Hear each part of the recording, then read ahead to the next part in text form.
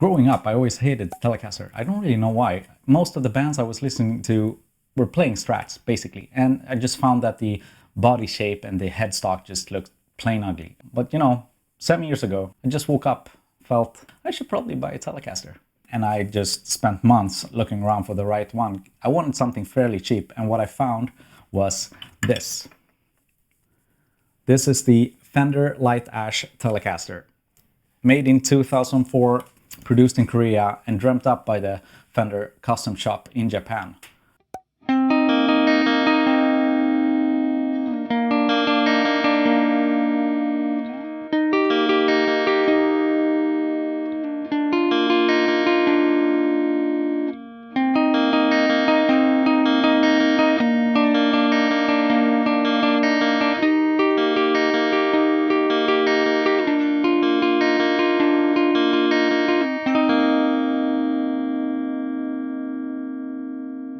This tele features a 3-piece light ash body.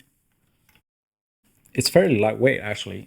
It's 3.2 kilos, and I have no idea what that is in pounds. 7.2, is that right?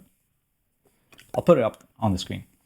The rest of the appointments on the body is what you would expect a Telecaster to have. It's a vintage style bridge and the brass saddles, which I actually really prefer. I didn't know that I would like these so much, but they sound great.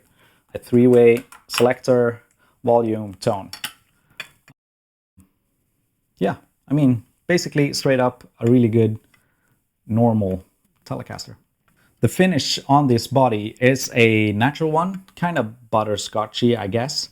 It's listed as a natural one, which is surprising because when I saw it in real life for the first time, it's a bit more orange.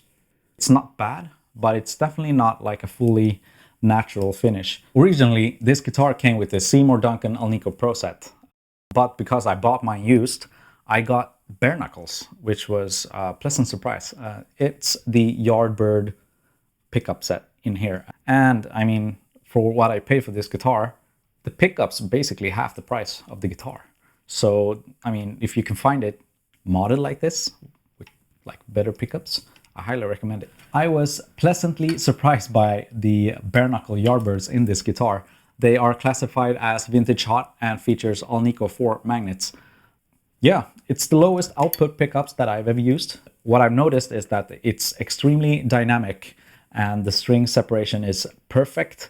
And if you hit the strings harder, it has no problem going a bit aggressive. And it's perfect for the kind of music that I play, which is mostly alternative rock.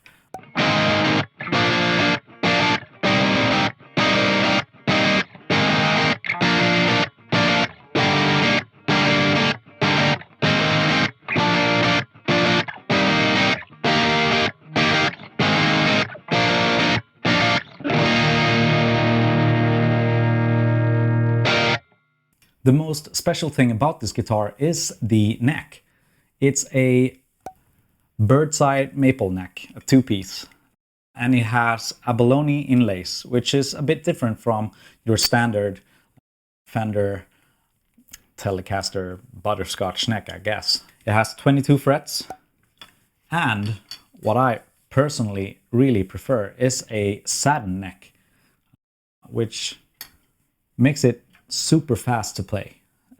This is the reason to buy this guitar, according to me. The neck is a bit chunkier than your standard Fender Mexican, I guess. It took a little bit of time to get used to how this felt, but for me, I mean, it took a week, and then yeah, now I'm into like thick necks.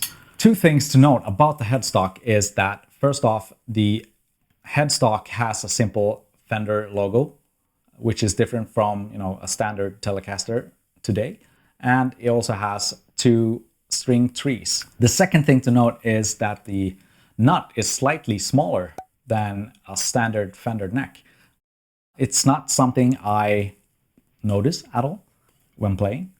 It's just something to note.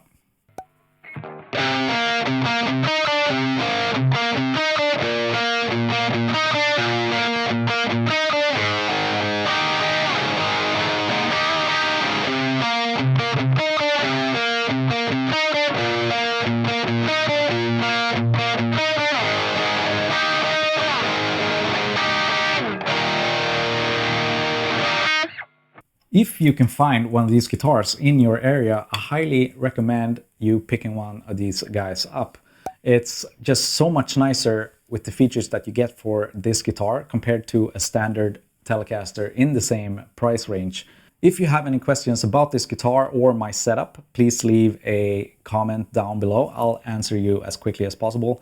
And, you know, give me a follow. I need more friends to talk about guitars because it's cold and dark here in Sweden, and I feel like everybody, especially me, need more nerdy guitar friends. So that's it, guys. Talk soon. Talk about the pickups a bit. Let's talk about the pickups a bit.